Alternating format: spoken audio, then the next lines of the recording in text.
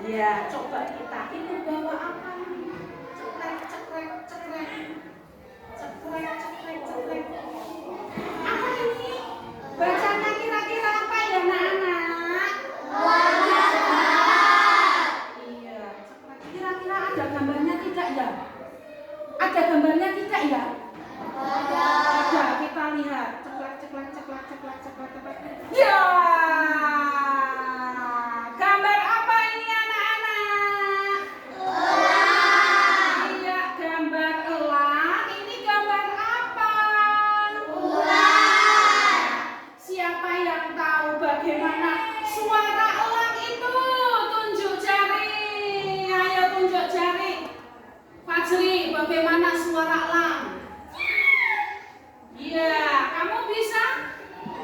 Coba suara elang, yang lainnya coba bagaimana? Tunjuk jari ayo. Ya, ya. Piuk. Ya. Kalau suara ular bagaimana? Siapa tahu yang anak-anak putri? Ayo.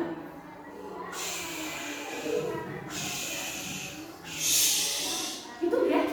Iya, itu suara elang dan suara ular. Nah, ini judul bukunya. Ini nanti akan ibu punya cerita di sini. Judul bukunya adalah Elang Jahat. Apa anak-anak? Elang Jahat. Iya. Elang Jahat ini penerbitnya adalah Mitra Media Pustaka dengan ilustratornya adalah Toto S. Sedangkan pengarangnya adalah Han Gagas. Mau tahu ceritanya? Mau. Ya, coba dengarkan baik-baik. Elang jahat. Di dalam hutan belantara tumbuhlah bermacam-macam pepohonan, besar, kecil, tinggi, rendah, dengan berbagai rupa bentuk batang dan daun. Di dalam hutan hidup pula berbagai binatang. Banyak di hutan. Kalau di hutan binatang apa saja yang ada di hutan? Rusa, macan, jerapah, singa, gajah, buaya, kelinci.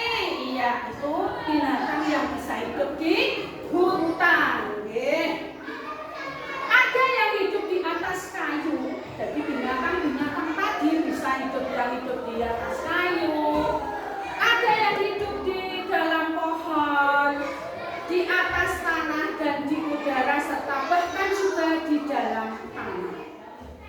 Besar dan sifatnya pun bermacam-macam. Ada binatang buas yang senang makan daging. Binatang buas yang makan daging apa contohnya? Harimau, terus singa. Dan ada pula yang makan rumput saja. Yang makan rumput saja apa contohnya? Kelinci, kelinci. Daun-daun atau buah-buahan. Yang makan buah-buahan apa nak? Iya. Sekarang ibu lanjutkan lagi. Binatang tak mempunyai peraturan bagi kelangsungan hidup bermasyarakatnya, lain dengan manusia yang hidupnya diatur oleh undang-undang hukum, adat istiadat dan agama. Pada wilayah udara, penguasanya adalah si elang. Ketika malam ia tidur di batang kayu yang rindang, burung yang lain tidak berani mendekatinya. Kalau fajar menyingsing, ia mengintip sarapannya. Semua burung, ayam hutan, itik rimba, dan lainnya gemetar menanti saat elang itu memilih mangsanya. Setelah menetapkan pilihannya, maka dengan tangkas disambarnya seekor atau 2 ekor mangsanya, lalu digonggongnya ke sarang. Kemana saja burung-burung itu bersembunyi, bakal diketahui juga tajam. Aku tidak menyebut yang kecil-kecil. Takut sekali. Mau lanjutannya? Mau ya. Banyak sudah yang menjadi korbannya. Tak terbilang sudah berapa keluarga binatang yang musnah. Beratus-ratus induk menjadi janda. Dan tak terbilang berapa jumlah telur yang tak menetas karena tak ada yang menerangi. Burung-burung tengah berselapung duka.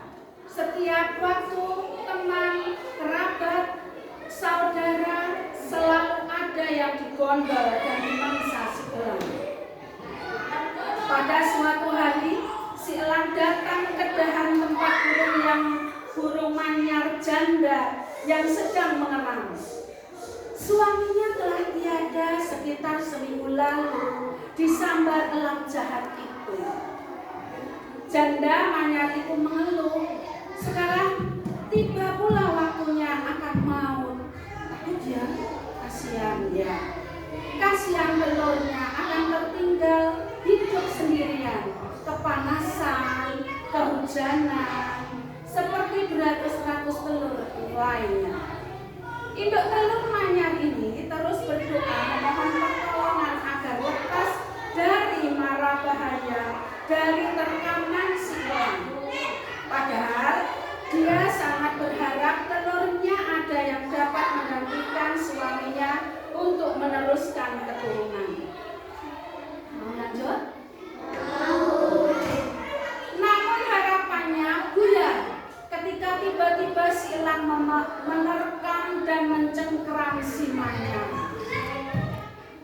Si manyar berontak, mencoba mencontoh hendak melepaskan diri, tetapi cengkraman elang demikian kuatnya.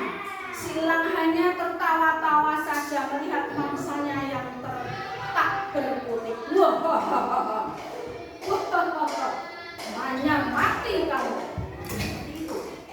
Lalu burung manyar berteriak sekuat tenaga, sehingga ular belang yang tidur di bawah terbangun dan dengan sekejap mata dia mengerti apa yang telah terjadi. Tolong, tolong aku, kata siapa itu? Burung manyar. Lalu burung manyar berteriak sekuat tenaga, tinggi ya. Pelan-pelan ditangkapnya kaki elang dan ditariknya ke bawah. Siapa yang narik? Siapa yang narik? Ular, ular tadi ya. Lalu digigitnya kaki itu. Si elang kesakitan terkena bisa ular. Karena rasa sakit yang merajam kuat dilepaskannya cengkramannya terhadap si manyar. Lalu ia mencontoh kepala ular dengan paruhnya yang tajam. Wah, ini ular terhadap elang tadi. Ular berkelit lalu berbelit tubuh elang dengan tangkas. Elang menjerit-jerit kesakitan. Aduh, ampuni aku. Karena bisa yang telah menjalar ke seluruh tubuhnya dan tulang di pinggangnya serasa remuk di belit ular itu. Si ular yang tahu betapa elang itu demikian kejam memangsa burung-burung tanpa belas kasihan segera diperkeras belitanya, kencengkan ya, sampai tidak bisa berkutik lagi. Teriak elang sampai ke langit sambil meminta ampun. Tulangnya berderak-derak di remuk ular. Setelah seluruh tubuh elang lunak, maka ular segera menelannya. Dimaafkan lagi. Air mata si manyar bercucuran karena rasa bahagia telah diselamatkan oleh ular belang. Seluruh bangsa burung bahagia dan bersukaria setelah elang jahat itu dimakan ular. Mereka sekarang terbang bebas, kesana kemari tanpa takut sedikit pun. Wah, senang banget sih manyar dan burung-burung yang lainnya. Karena apa? Elang sudah dibelit oleh si ular. Ya. Namun lambat laun mereka merdeka, terbang bebas, terbang tinggi, terbang rendah. Wah, bebas sekali.